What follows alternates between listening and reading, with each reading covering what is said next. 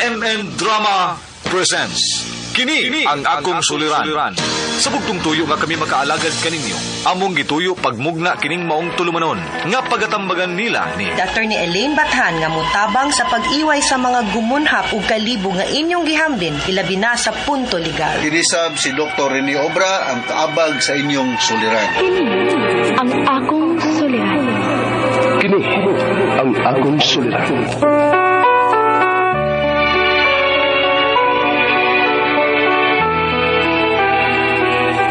Sa atong pagkaymugso ng kalibutan, gikalawaan at ang daan sa atong suliran. Ang suliran mo'y kabahin sa itong inadlang panginabuhian. Aba na doon ay suliran nga dili mo mapasan nga ikaw ra. Nagkinahanglan kag katabang aron sa pagsulbad ni ini. Nagkinahanglan kag kahayag na mo'y mulamdag sa imong unahuna. Ug tungod ni ini, natawag kini nga atong tulumanon nga naguluhan. Kini ang akong suliran. Kini ang akong suliran. Mga minugbong duwa nga matapos lang sa usa ka hugna. Mga kinutlog gikan sa mga suwat sa mga minahal namong tigpaminaw. Busa kung aduna kamoy suliran nga naggumon karon sa inyong galamhan. Suwata ka na ug ipadala ning atong tulumanon. Kini ang akong suliran. Aron kabuhatan ka na og duwa sa kahanginan ug pagatambagan sa mga bulawanang hunahuna. Kini ang akong suliran. Kini ang akong suliran. Sinumat ni Teresa Tirul Soria, ubos sa direksyon ni Ingrid Miss Iver Tudaso. Dalit kaninyo sa RMN Drama.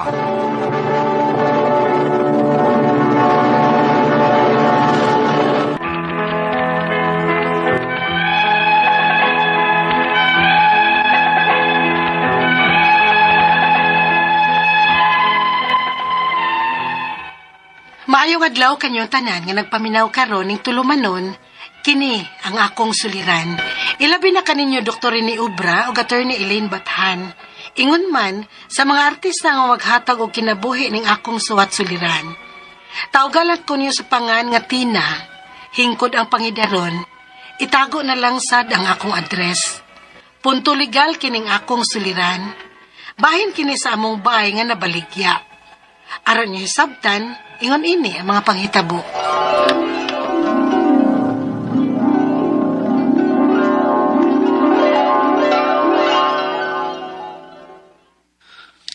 O lagi, ma'am. Maningkamot ming makabayad anang utang nga, ma'am. Ayaw lang in taon mig iki, ha? Mobayad lagi mi. Oo, ma'am. Oo, lagi. Maningkamot mi. Ay lang in taon ng kiha-kiha kay mauwaw mi. Uy, labi na ang among mga anak. Oo, sige, ma'am. Salamat kayo sa pagsabot. Bye. Ma, si Ma'am Brenda na put. Lagi, nak. Ikiha naman kunutan niya. Unsa? Di ko gusto mapriso, Tina. May mapriso ba gud anang utang, ma? Basin kay dako-dako naman gud ang atong utang niya, day. Nagkadako tungod sa interest. Pila man di ay kuno ang utang, ma? 50,000 na kuno. Ha? 50,000? Uy, dakuha na gud ana, ma. Nagsugod ra gyud nas 20,000 pagka-ospital ni Papa nimo. Dayon, nadungagan pa. Mao miabot og 50,000. Unsa o naman na to pagbayad, ana, ma, uy.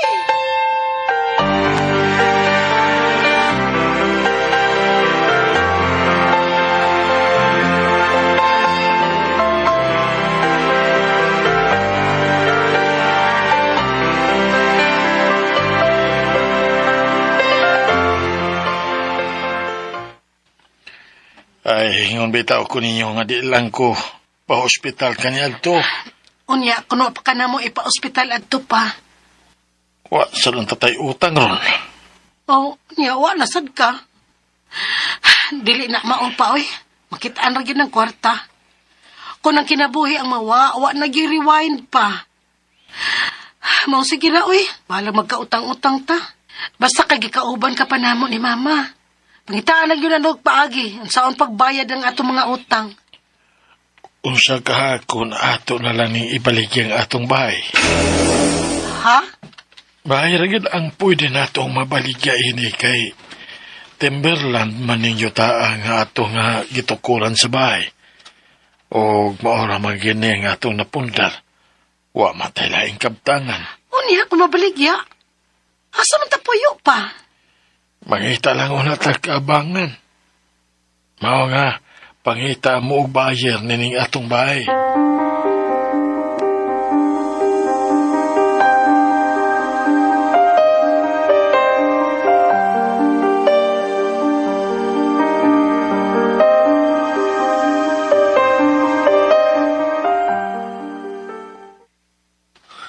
Oo, sige. Ako'y palit ini inyong bahay. Salamat, sir. Og, unsa may atong paagi ini, sir? Maghimo tag kasabutan. Nga kining inyong bahay, napalit nako sa maong kantidad. Bisan og 110 lang gud. Ang importante nga may papel kong magunitan nga ako na ang bagong tag-iya ini inyong bahay. Why, problema na, sir. Mopirma mi. Og mangita taglaing mo witness. Puyan ba ninyo ning among bahay, sir? Kay mohang nyo sa bunta, mi sir, og pila ka adlaw. Aron mi makalalim ba? Ay, dili ko mo puyo ininyong bahay, oy. May bahay naman gud ko. Plano ko ning paabangan. Ha? Kung nauna, sir, kami nalay mo abang ini. Aron dili namin magbalhin-balhin. Oo, sige. Kana pa nga, dili na ko mangita pag muabang ininyong bahay nga akong napalit.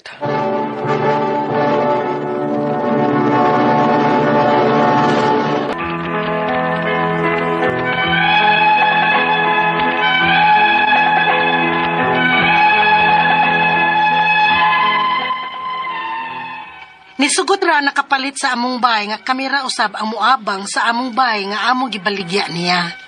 Nagpasalamat mi kay dili naman mi matagbaw og pangita og bahay nga among kabalhinan og magkakot-hakot pa sa among mga butang. Nakabayad gyud taon mi sa among utang nga 50K. Bahala og nabaligya ang among bahay basta kay may kalinaw na mi sa hunahuna nga wa nay magsigi og tawag namo aron maningil og manghulga sa akong parents nga ikiha.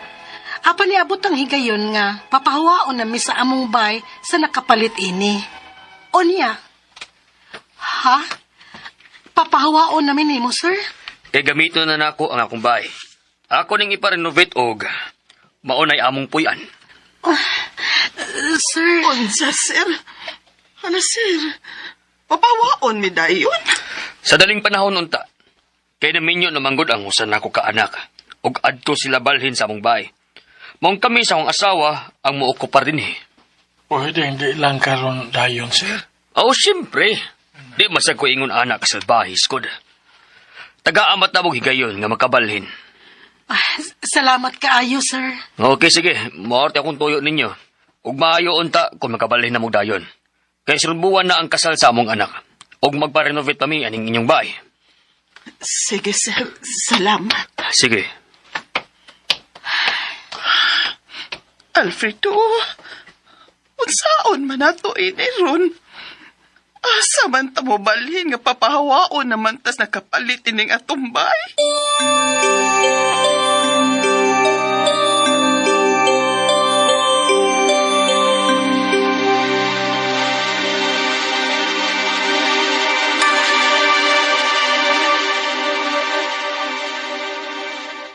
Ay kasayo na, anak.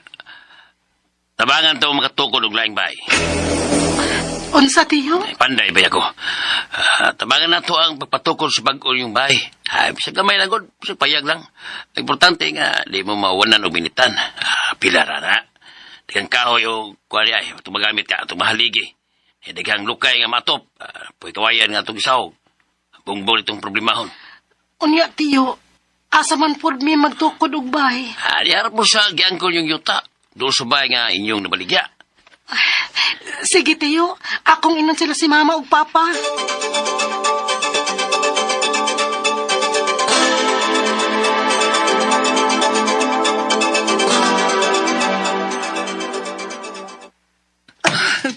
Nagtinabangay kyud ang atong mga parentes pagpatukod sa atong payag ina. May kapuy-an na kyud taday. Maugid ma. Basta magtinabangay lang, masulbad naman gid ang problema. Unsa man eh? Jalera pa. Uy, anong magbahay mo mga gusto ko din eh? Sir, amo ng payag. Ana naon niya mi mo balhin diha. Dili mo pwede makatukod og bisan payag man lang tupad ining among bahay nga akong napalit ninyo. Kay ako na ning luna. Ha?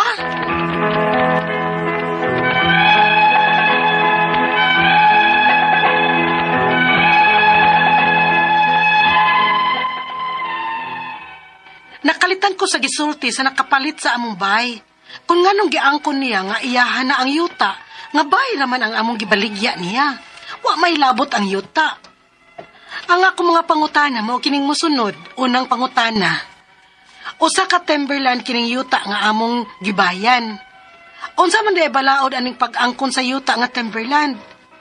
Pwede ba ni namong mapatitulohan og kami na ang manag-iya? Ikaduhang pangutana. May bay may nga natukod sa usa ka timberland. Among nabaligya ang bay, apan ang kunon man hinuon og apil niya ang yuta nga bay raman ang among gibaligya. Husto bagod na. Ikatulong pangutana. Gusto unta namong magbay kilid sa bay nga among nabaligya. Dili man sad mosugot ang nakapalit sa among bay. Unsa may among buhaton? Ikaw pa tug katapusang pangutana. Doon nami kasabutan sa nakapalit sa among bay nga pinirmahan namo ug may usa ka witness nga klaro man nga bayra ang among gibaligya ngadto niya. Wa man sa kasabutan nga apil ang yuta. Unsa may among buhaton ini? Palihog, tabangi og tambagi ko. Kini ang akong suliran, Tina. Mayong adlaw, mga suking tigpaminaw, kini si Attorney Elaine Bathan, og akong tingog, it's me, ako today, ang muhatag ninyo og tambag, tubag, solusyon, kalinawan, sa inyong mga pangutana, mga problema na may punto, legal. Of course, ang mga emotional na itong mga pangutanag, mga problema sa mga gibiyaan, nasawi, gipasakitan, gipasagdan, giblock, ang saba, gi-unfriend. Uy, hala, ipadan ang inyong suwat bi, ato ng paghahisgutan din ha, no? Ang mga problema na to sa ato ang mga kabutangan, dokumento, relasyon, pagpatrabaho, uban pa din ha, nga nagkinahanglan sa kaalam sa balaod. Attorney Elaine, good na guys. Ako gimutubag ana. Very ready to help you. Of course, sa mga medical nga mga pangutana o mga problema na agyod si Dr. Rene Obra nga motubag sa inyong mga pangutana. Busa, unsay buhaton? Ipadala ang inyong suwat sa suliran_612@yahoo.com or sa ato ang Facebook account nga kini ang Akong Suliran Official Writers Page. Pwede sad atong ipadala sa 3rd floor Jose R. Martinez Building, Osmeña Boulevard, Cebu City. Kumusta man ang mga naminaw nato karon sa ato ang programa ug ang mga naminaw nga maski pag humana ang time slot pero kay naaman tay Facebook, na YouTube, nakapaminaw ra gihapon mo sa ato ang programa. Big shout out to everyone and to all of you. Salamat kaayo sa inyong padayon nga pagsubaybay, pagsuporta, paghigugma sa ato ang programa.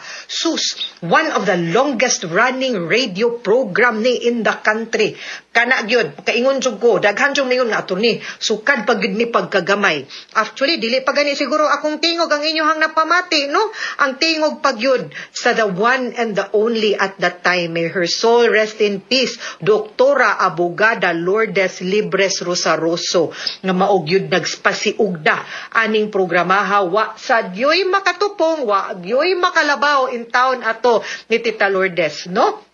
Gikan na siya sa Alicia, Bohol. So big shout out yun ninyo tanan mga naa din ha sa Bohol, mga naminaw nato karon. Kumusta mong tanan? Marso na gyud guys. Sugod nag init no, kamatwon mo. Dili ang ulo ha. Nga na hagbay ra mapig maski wa pay Marso attorney, init na gini ang ulo. Ogoy, di ta mo sabay sa kainit sa panahon.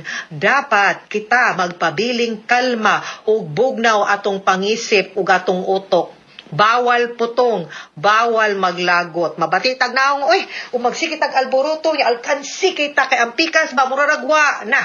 Ya kuman mo, samot ra batag kalagot usahay, agoy, ayaw sakye.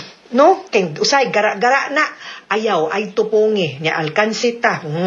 Magpadata. Hawat lang ya. Ana lang good kalma. Kalma universe ta guys, ha? Hi, letter sender nato karong adlaw si Tina, 30 years old. Wa man siya musulti pila edad niya, no, si Tina, pero wa pud pa akong tan-aon be. Gipadamang gud niya sa kiniyang akong suliran official writers page gani lahi ang iyahang pangalan sa Facebook. Di lang po nako ihisgot kay basin di sad siya ganahan, no. Isibya nato yang pangan, but thank you kaayo to you for writing to us ug sa imuhang pagsalig nga kami makatambag nimo, no. Sumo nang nisuwat gyud ka. Okay? Naamang gud ni silay balay nga nabaligya siya ug sa iyahang mama, no. Unya kay naalagi sad sila'y mga utang kani gyud usahay sa kalisod usay mapugos ta, no. So nahog sila nga ilahang napugos sila kinalagi utang, gibaligya nilang balay, unya ang katong nakapalit nisugot ra pud nga nag-abang sila. So instead of the owner nahimo na hinuon silang renter sa ilang kaugalingong balay pagka lisod, no. Unya that way nakabayad sad sila sa ilahang utang. Kaso lang nga nagkaproblema pud ni. So una niyang pangutana, usa ka timberland kining yuta nga ilahang gibalayan. Unsa man di ay sa balaod kanang pag-angkon sa yuta nga timberland. Pwede ba namong mapatituluhan og amo nang mapanag-iya? Okay. Kay nagkaproblema man sila kay ngano ang ilahang gud di ay balay. Ang gitukuran nga yuta ang classification timberland. Okay. Kaning kabahin sa mga yuta guys ba? Lain-lain ni silang classification. Na ay residential, na ay agricultural, na ay commercial, ug naapoy timberland. Nganong need man na nato i-classify ang mga yuta? Kay tungod, dinhalan man gud ta mo zone. Kay imagine ug di nimo i-zone ang kanang dinhas Ayalam, tukod kag balay nimo dinha, nya nakatunga-tungas mga building dagko kaayo. Or balihon nato, tukod ta direk mga balay diri, kuman kalit lang nimo tungang Ayala, nanay warehouse, napa di industrial, no. Daghan kana sa classification. Depende sa gamit kay gina-zone man pud na nato, depende sa area. So kung unsay nakabutang dinha, maura nay allowable use para sa classification anang yutaa. Ang timberland, on the other hand, is a classification that would say nga ang tag-iya na gobyerno ug dili na siya mapanag-iya ug lain nga tao or pribado nga individual, maski pag korporasyon or private individual. Timberland ang pasabot ana. Although, naanay mga certain exemptions nga applyanan nimo kung musugot ang DENR. Kay kanang mga timberland, sakop man na sa DENR. Kay ang part man sa kalikupan nga ilahang gitagana, kay di man tanan pwede na tuhot doon nga gamiton. Gamitog balay, gamitog mall, gamitog airport, gamiton og warehouse, dili man. Magbilin man gyud ng gobyerno nato para pud sa atong kalikupan nga dili sad siya pwede hilabtan or gamiton, no. So pwede na siya nga makahatag kag exemption, no. So kung naabay balaod pero di ko ka-guarantee kung i-allow mo, you have to go to the DENR para ma-check ninyo kung pwede ba mo for exemption o ma-admin title mo. Okay? Ikaduhang pangutana, may balay mi nga natukod sa usa ka timberland. Among nabaligya ang balay. Apan ang kunon man ug appeal sa nakapalit ang yuta. Husto bagud na. Okay, dili siya sakto. I hope nga imuhang gibaligya ang balay ra. Kaya ang kanang timberland, di gyud na nimo mabaligya kay di man katag-iya. Pero pwede man ug ang balay lang ang iyahang gipalit. At the risk nga kung papahawaon mo sa gobyerno, wa sad gyud siya mabuhat but to vacate the property. Okay? Pero, pwede nyo mabaligya ang balay. Ang balay ra, but a timberland cannot be owned by anyone. Maunay giingon nga inalienable and indisposable. Dili siya pwede mabaligya, di pud siya pwede maangkon. Okay? Ikatulong pangutana, gusto na unta namong magbalay, kilid sa balay nga among nabaligya. Di man musugot ang nakapalit sa among balay, unsa man ang among buhaton. Okay. Wa ko kabaw unsay inyong kasabutan o giunsa ninyo pagbaligya. ang number one, i-assume na ko ha nga nagtuo mo nga mabaligya ninyo kay kamoy tag-iya sa yuta. Nagsabot mo nga unsa kadak-a ang yuta nga palito niya, dili ba ang tibuok luna or ang area ra kung asa ang balay. Kay kung muna yung kasabutan, pwede ka mutukod. Pero kamong duha, wa gyud mo gigipanag-iyang yuta kay timberland man siya. Pero pwede ka makatukod didto until ingnon kas gobyernong hawa. Okay? Unless lihokon na nimong papilis nga makakuha kag sulay og exemption kung tugutan pug ka. Ikaupat og katapusang pangutana, do na mi katsabutan sa nakapalit sa among balay nga pinirmahan na mo og may usa ka witness nga klaro man nga balay ra ang among nabaligya. Wa may kasabutan nga apil ra ang yuta. Unsay among buhaton ani? Aw, kana nga klaro ang atong kasabutan, kana pod ang ato ang sundon. Dili niya pwede pod moingon nga i-assume lang nato no nga legit ang inyong pagpanag-iya sa yuta, then kinahanglan nga